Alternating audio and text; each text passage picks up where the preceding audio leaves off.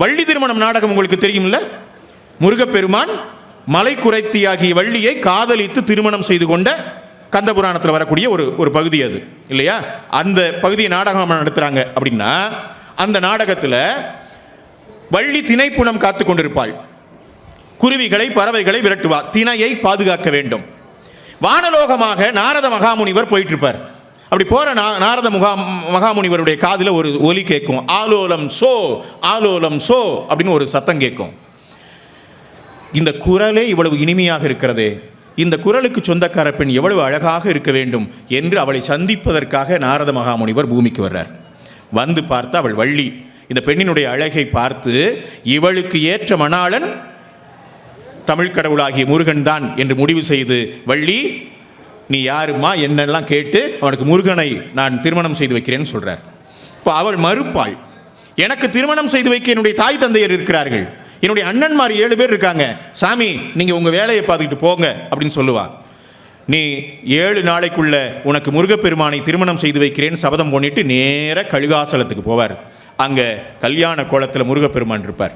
அவர்கிட்ட போய் சொல்லுவார், முருகா நான் ஒரு கனியை கண்டு வந்திருக்கிறேன். முருகன் கேட்பார், ஏற்கனவே நான் சின்ன பையனாக இருக்கும்போது ஒரு கனியை கொண்டு வந்து தான் குடும்பத்தை பிரிச்சிங்க, இப்போ என்ன கனியை கொண்டு வந்தீங்க அப்படின்னா, அந்த கனி எட்டி பறிக்க முடியாத கனி, அது பேசும் கனி அப்படிலாம் சொல்லி அப்புறம் பெண்ணுங்கிறத உணர்த்திடுவார். நீ போய் அவளை திருமணம் செய்து கொள்ள வேண்டும். எப்படி? தமிழர்களுடைய சிறப்பான திருமண முறையாகிய காந்தர்வ மனத்திற்கு எடுத்துக்காட்டாக நீ போய் அவளை திருமணம் செய்து கொள்ளணும். வருவார். வந்தா எப்படி வருவார் தெரியுமா? முருகன் ஒரு வேடுவனாக வருவார். வள்ளி திணைப்புணம் காத்து கொண்டிருப்பாள். வேடுவனாக ஒரு கையிலே அம்பை சுழற்றி கொண்டு முருகன் வருவார். வந்து என்ன பேசுவார்னா அந்த பெண்ணுக்கிட்ட, நான் ஒரு மானை துரத்தி கொண்டு வந்தேன், அந்த மான் இந்த திணைப்புணத்துக்குள்ள நுழைஞ்சிருச்சு, நீ காவல் செய்யக்கூடிய பகுதிக்குள்ள நுழைஞ்சிருச்சு, அந்த மானை பிடித்து கொடுன்னு கேட்பார். இப்போ வள்ளி என்ன செய்வான்னா, அப்படி எதுவும் மான் வரவில்லைன்னு சொல்லுவான். இல்லை வந்ததுன்னு இவர் சொல்லுவார். இந்த 2 பேரும் இப்படி பேசுறதுக்கு தர்க்கம்னு பேர். வந்தது மான் இங்கே வந்திருக்கிறதுன்னு அவன் சொல்லுவான், மான் வரவில்லைன்னு அந்த நடிகை அந்த வள்ளியாக நடிக்கூடிய நடிகை பேசுவாங்க. 2 பேரும் பேசிக்கொண்டே இருப்பார்கள். ஒரு கட்டத்தில் இது பல மணி நேரம் நடக்கும் இந்த தர்க்கம். எப்போ? இரவு 2 மணிக்கு இந்த தர்க்கம் தொடங்கினா 3, 4, 5 மணி வரைக்கும் கூட நடக்கும். அதுக்கு பிறகு சமாளிக்க முடியாமல் ஒரு கட்டத்தில், அப்படியானால் வேடுவரே நீர் துரத்தி வந்த மானினுடைய அங்க அடையாளங்களை சொல்லும் அப்படின்னு சொல்லுவான். இப்போ அவன் ஒரு பாட்டு பாடுவான். அருமை பெரியோர்களே, அது மிகவும் புகழ்பெற்ற பாட்டு. அப்படியே உச்ச ஸ்தாயியில் அந்த நாடக நடிகர்கள் பாடுவாங்க. அந்த 3-3:30 மணி அதிகாலை நேரத்தில் அடிவயிற்றிலிருந்து அந்த குரலை எழுப்புவாங்க. காயாத கனகத்தே நின்றுலாவும், காயாத கனகத்தே நின்றுலாவும் நற்காரிகையே,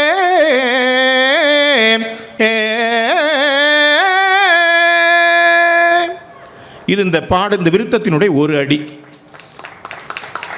4 அடிகள் அது இருக்கும். இடையில சுரத்தாள குறிப்புகளோடு அந்த இது பாடல் அமையும். இந்த பாடல் என்ன தெரியுமா? காயாத கானகத்தை நின்றுலாவும் நற்காரிகையே, நான் ஒரு மானை துரத்தி வந்தேன், அந்த மான் மேயாத மான். என்ன மேயாது? புல் மேயாது. வேற என்ன சாப்பிடும்? தேனும் திணைமாவும் தின்பதல்லால் புல் ஒருபோதும் மேயாத மான். உடம்புல புள்ளி இருக்காது. அப்புறம் சந்தனமும் புனுகும் அதை பூசிக்கொள்ளக்கூடிய மான். எந்த மான் சந்தனத்தை அரைச்சி பூசிக்கும்? இதெல்லாம் சொல்லும் போது வள்ளிக்கு தெரியும், இவன் மான் மான் மான்னு சொல்றது மான் இல்லை, இந்த மங்கையை தான் அவளுக்கு புரியும். அப்போ ஒரு மாதிரி சுதாரிக்கிற நேரத்தில் இவன் ஒரு வரி பாடுவான். என்னன்னா, சாயாத கொம்பு 2 இருந்தாலும் அது தலை நிமிர்ந்து பாயாத மான் அப்படின்னு. அப்போ இந்த நடிகன் 2 பொருள்ல அதை பாடுவான். அந்த பெண்ணினுடைய தனங்களை சொல்லுவதாக அவன் பாடுவான். பாடுகிற போது கொஞ்சம் அதை நீட்டி சைகை செய்வது உண்டு. அப்போ பல நடிகைகள் அந்த இடத்துல நாடகத்திற்கு சண்டை போடுவாங்க. எதுக்கு இப்போ நீ அனாவசியமாக கை நீட்டுற அப்படிம்பாங்க. அப்போ சில நடிகைகள் என்ன தெரியுமா செய்வாங்க? மான் வந்ததுன்னு ஒப்புக்கிட்டு, அப்படியானால் வேடுவரே நீர் துரத்தி வந்த மானினுடைய அங்க அடையாளங்களை சொல்லும்னு கேட்டாத்தானே அந்த பாட்டை பாடுவ. மான் வரவில்லைன்னு சாதிச்சிருவா. எப்போ? அதிகாலை 3:30 மணிக்கு கேட்க வேண்டிய அந்த கேள்வியை மறுத்துருவா. 4:30 ஆகும், 5:30 ஆகும், 6:30 ஆகும், சூரியன் உதிச்சிரும். மக்கள் எல்லாம் இரவெல்லாம் விழிச்சு கொடுவாய் ஓடி போன கண்ணோட அப்படியே வாயோட எழுந்து நிற்பாங்க. இவங்க இப்படி முடிச்சு முருகனும் வள்ளியும் மாலை மாற்றிக்கொண்டு மங்களகரமாக நாடகம் முடிஞ்சாதான் ஊர்ல மழை பெய்யுங்கிறது நம்பிக்கை. ஆனா இன்னும் காயாத கனகத்தை பாடின பாடலையே, அடையாளம் கேட்கலையே.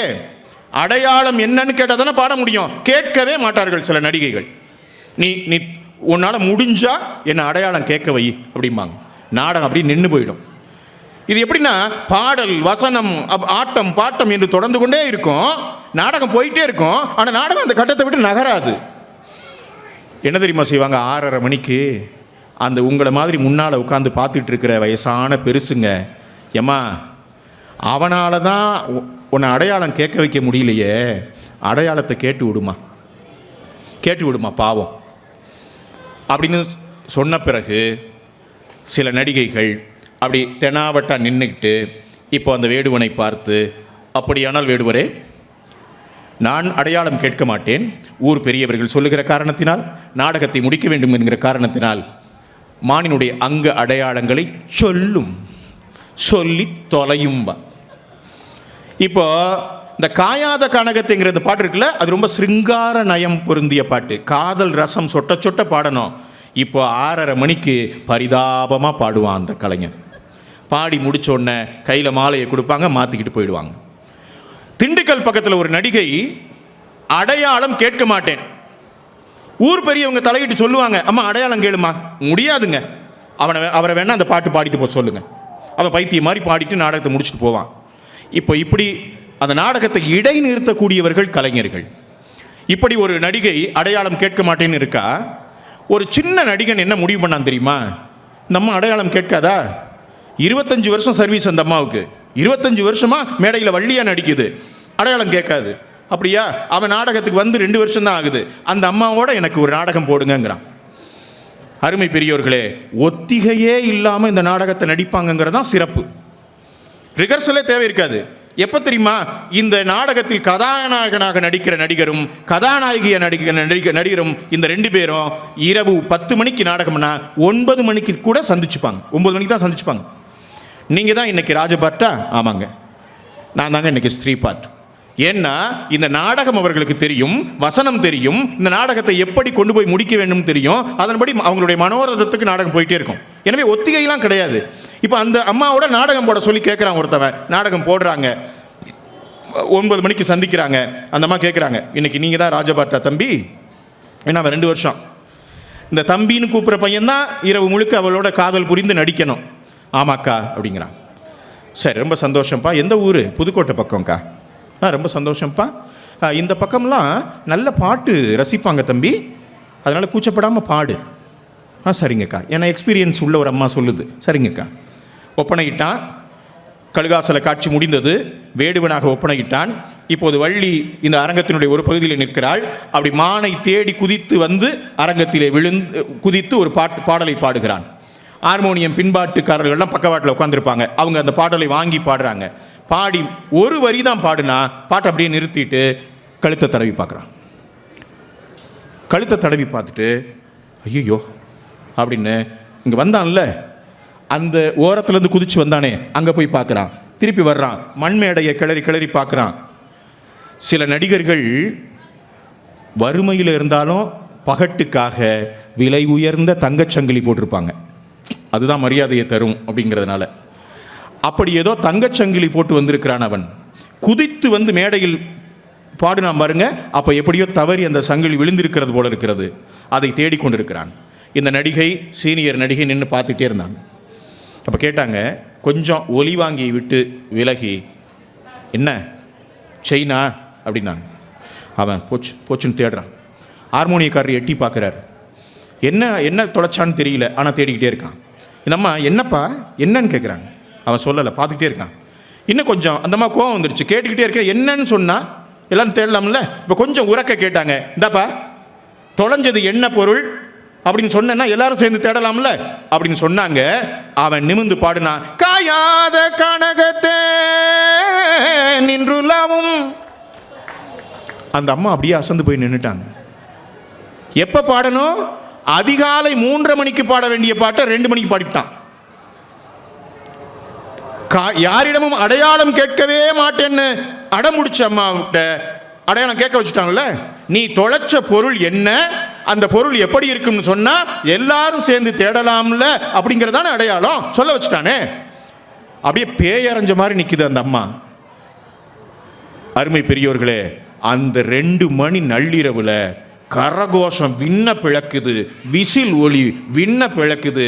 என்ன அடையாளம் கேட்க மாட்டேன்னு சொன்ன ஒரு பெண்ணை மண்டியிட வச்சுட்டானே ஒருத்தவங்க. சின்ன பையன், 25 வருஷம் சர்வீஸ் எங்க இருக்கு, 2 வருஷம் நேத்து பெஞ்ச முந்தா நாள் பெஞ்ச மழையில் நேத்து முளைச்ச காலம் கேட்க வச்சுட்டானே.